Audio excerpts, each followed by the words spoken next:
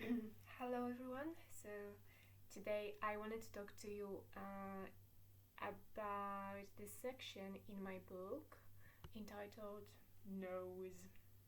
I wanted to tell you how the entire process of identification started. So, when I worked in a fast food restaurant, I was slowly discovering what is covered hypnosis. And, I came across Spicowski's books, and I came across something like Papusha, the Gypsy poet. I was going through the library and I was checking what was available to learn more about the Gypsy. So Spicowski is one of the recommended sources, really, really giving you an in-depth insight into the Gypsy culture from my region. And when it comes to the Gypsy poet Papusha, I had it somewhere in my mind that maybe I would look at it, but that wasn't the time. At that time I was into hypnosis, learning about hypnosis, learning about working with energy, and so on and so on. Learning from witches online, like Heart Witch, and other girls who go and talked about their practices. So Papusha was probably something at the end of my list. But when my dad was hit by the car, and then we visited him at the hospital, and I didn't understand it why, but I called my dad. In my thoughts, I was talking to him like my little Papusha, my Papusha, and in Polish it means parrot. And as I was in the moment, I was just focused on focused on the situation. I didn't think to myself I didn't wonder why am I calling him that way, because it was really foreign for me to call my dad that way. That was dad. The only similar thing I could relate to is that my niece called her dad Papi, but she speaks a different language. So yeah, I got back home, and once I linked the dots, I linked the facts, and I checked on Papusha, and I watched a film with Jerzy Ficowski conducting an interview with Papusha, who is actually Bronisława Zielińska-Weiss, and her nickname is Papusha. And what I have to tell you, she's a very characteristic woman. She's got very broad shoulders and very broad hips and a bigger head. And then we had a funeral. That was my one link, was from the hospital, Papusha, when I look at the Gypsy poet. And then we had a funeral. And at the funeral, my cousin's niece, was very nice. She was inviting me to come for a cup of coffee to visit them. And I would say that our family is basically divided, and the agenda is that we should split and not communicate, not talk, and we should be, isolated and disconnected from forming real connections. So I've observed this pattern that we were just, everyone was just focused on themselves, and we were living really apart, isolated lives. So I was happy when I was invited for a cup of coffee, and then I got back home, and for 2 or 3 weeks, the same memory was coming back at me. When I was a little girl in my dad's village, in my dad's family house. Gypsy people came, probably 2 people, a woman and a man, and that woman asked me to show her hand, and she looked at my hand. She looked at my father standing behind me, and she was quiet. She didn't say anything. She wasn't happy. And my uncle jumped out of the house, and just the 4 of us just, looked in silence for a while, and and they went. They were gone. They went away. So they came supposedly just to sell some pots, sell something to us. We didn't want it, and by the way, they could just look at your hand. But it was a very silent palm reading, and my entire life, whenever I met these girls, without me knowing, they were reading my hands, and most of the time they didn't say anything. Just once, when I showed two of my hands to the girl, she goes like, "No!" And I'm like, "What? Like, what happened? What have I done?" Yeah, most of the time I would just I'm sorry. Most of the time I would just read their body language in response to my hands, but with the retrospection rather than in the moment, right?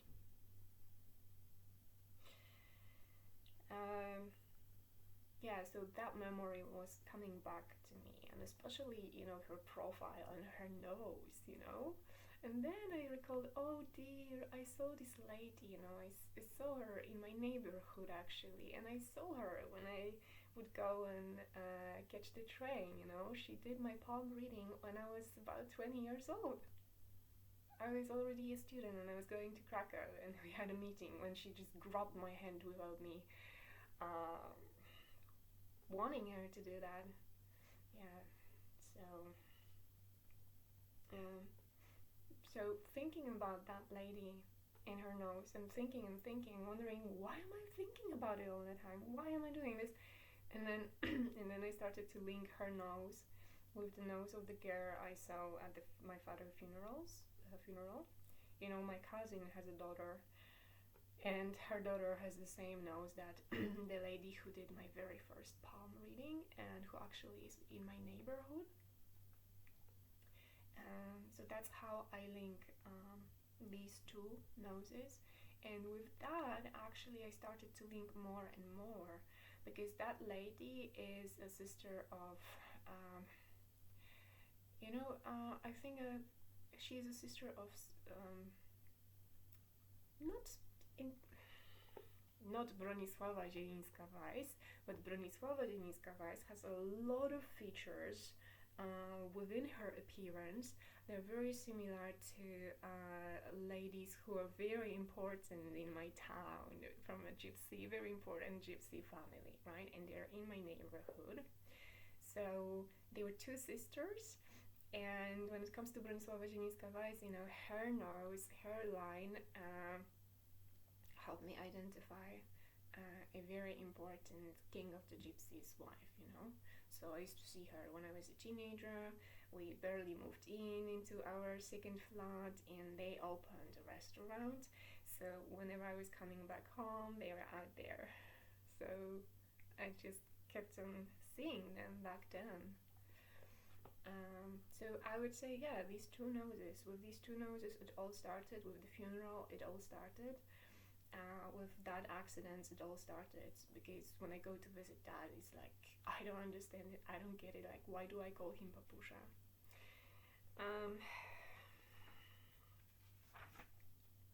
What else?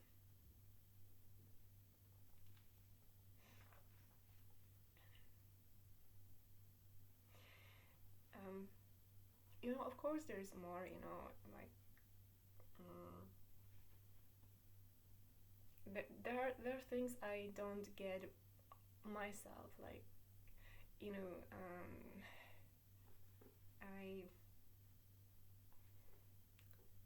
maybe there is something to ponder about. But my dad had a friend whose name is surname is Parrot, and I visited his wife because Dad told me, go and ask her what should you study, because she's an English teacher, she can help you. And I was for a long time, but she actually told me I wasn't good enough, my English wasn't good enough, that such type of studies is very challenging, very difficult, because you learn culture, you learn history, you learn phonetics.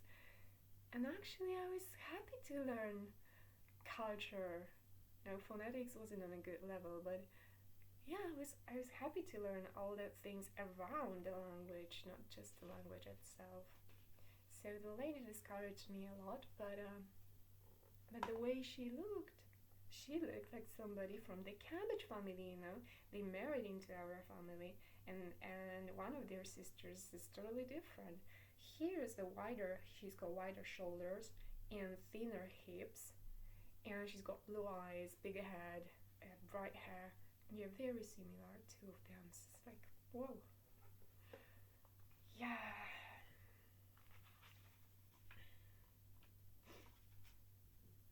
And it's Bronisława Zielińska-Weiss. her maiden surname is Zielińska, and she really looks like a typical gypsy woman because she's, bigger. She's brown, she's got dark eyes and very dark hair. And then we have a very, I don't know if she's famous, but maybe famous Polish actress, Katarzyna Zielińska, and she's very tiny. She's tinier than I am, slimmer, smaller, attractive, with a very brave haircut. She used to have very short ginger hair, and they're totally not similar, but the surname is the same. And I've got a lot of examples. Katarzyna Zielińska is white, so in my book I provide a lot of examples to show you how many people I saw that were siblings, that actually one of them is brown, that looks typically gypsy, and one of them is white with blue eyes or green eyes, that looks pretty much Polish. I've got a lot of that. And then in my dad's village, there was his neighbor Zieleń, and then I kept on wondering, like, is it somehow connected, Zielińska and Zieleń? Is that possible? Because in my extended family we have, Bondar, and we have a writer, Katarzyna Bonda, right? So there is a change in one letter. I used to go to class with Mateusz Dudek, and Mr. President is Andrzej Duda. So there is a change only in one letter in a lot of these surnames, and therefore I claim that, that might be the same family,